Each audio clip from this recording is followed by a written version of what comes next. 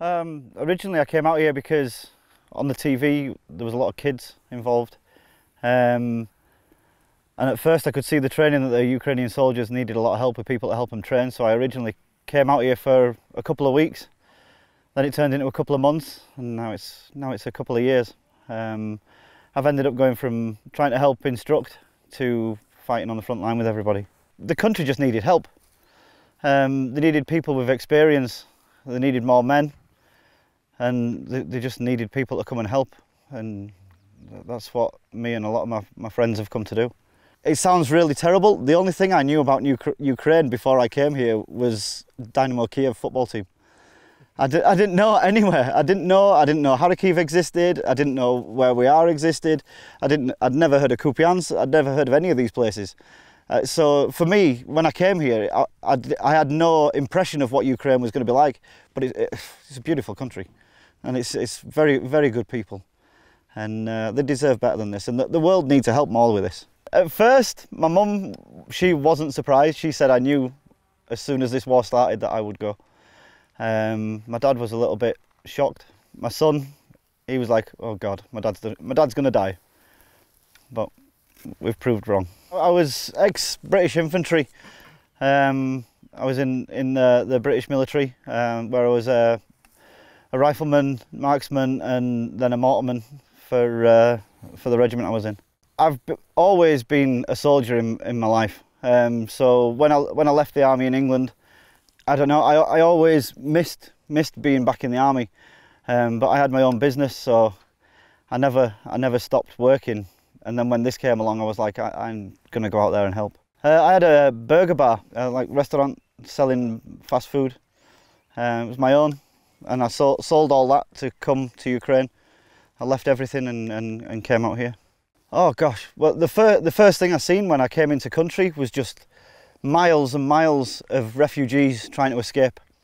Just people all the way along, cars everywhere. Children, people crying, all evacuating out into Poland, and it was heartbreaking to see all these people that were being thrown out of their homes just because someone's decided to invade their country. It was pretty heartbreaking to watch them. Went straight into Kharkiv to defend Kharkiv. Oh, geez, it was nothing like I'd ever seen in my life. It was just destroyed. Everything was destroyed. There was fires everywhere. As soon as you drove into Kharkiv, all you could smell was fire and artillery, just destruction everywhere.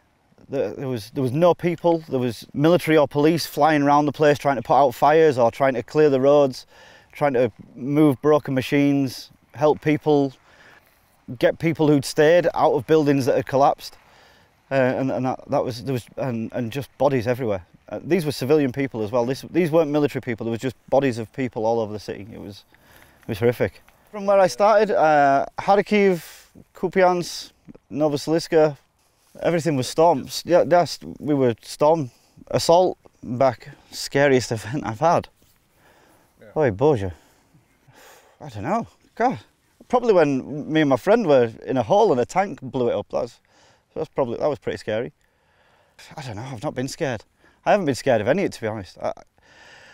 I'm quite strange. I enjoy fighting this. I enjoy being out there with the guys and living like this. It's a strange habit to have, but I enjoy the military, and I enjoy the thought of going out and having. It's like adrenaline. Yeah, it's maybe a little bit strange, but I enjoy it. I've been a little bit worried when we were going into Bakhmut. I thought that was the end of me. I thought, well, this is the last time I'll see this place. But we went in and we came out. It was terrible, but we did our job and we did what we're asked to. Everybody knows that you've got that chance when you go out. It's a high risk that you're gonna lose your life. A couple of times, yeah. Not serious injury though. It's all been silly injuries, like I bust all my ribs, my groin.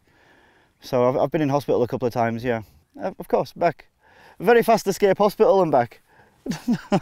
This is commander of my team, marksman. I use the M14, which is good for between 1,000 and 1,100 meters. After that, it's not very good. But this is a very good rifle.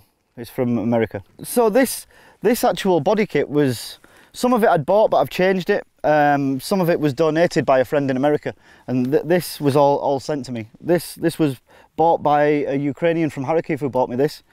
This also was this also was bought by a Ukrainian family for helping them in Kharkiv. They bought me the scope for this when mine got damaged. So yeah, when it came, it was a Vietnam M14 from 1966, I think it's from. So it's been upgraded. So we've become friends. The guys that we've known, we've worked together for a long time. We've become more than just soldiers that know each other. We've become a small family. We live, fight, drink, eat together. It's key. You've got to have a strong team of men that you trust and have worked with to be able to do these jobs. You can't just put a group of guys together and say, go do that. It's impossible. Everybody will die. You need to learn, train and see how everybody works together. You get a feel for how... I know if one of my friends is behind me, he's going to be there doing his job. And I know the guy in front of me, he'll be doing his job. The team that we've got now, nobody's got intended of going home. Not one guy. To get into mine, you've got to be English or American.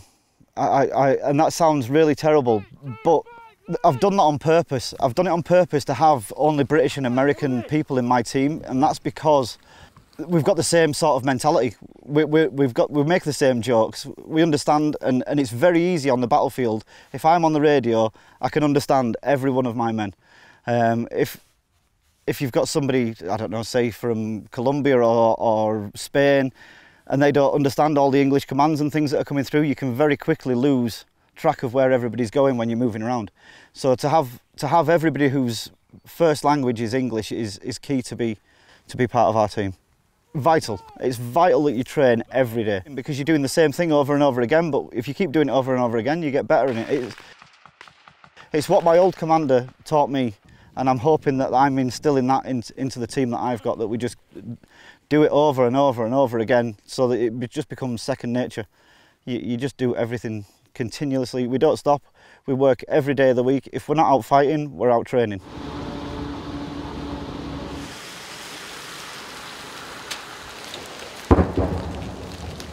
The babushkas, amazing that we have babushkas who cook for us. That we're not just soldiers, we're there to help them as well. Like with the houses, if they've got a fire or something, we'll help put the fire out.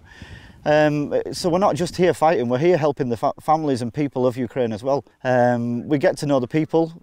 A lot of us have met partners and things out here, so we've integrated. I'll never leave this country. I'll stay here for the rest of my life. The people that we've met are really peaceful people. They're not military.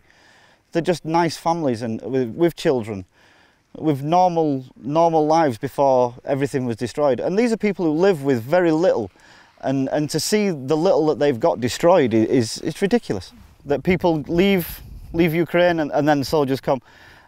It's difficult, because I understand, because not everybody's a soldier. So I can't think bad of people who have escaped. We've come here because we can do this job. Civilians shouldn't have to fight this. It should be proper soldiers, and that's what this country needs. There's many Ukrainian guys that have picked the weapons up and are some of the best soldiers you'll meet. Some of the soldiers that you meet out here are phenomenal. I've worked with some really good guys. Nobody in Britain that's been in the military can say that they've ever fought in a war like this, because they haven't. Not one of my old regiment has ever done anything like what we've done. We've always had the biggest weapons, we've always had air superiority, we've always had rockets and things.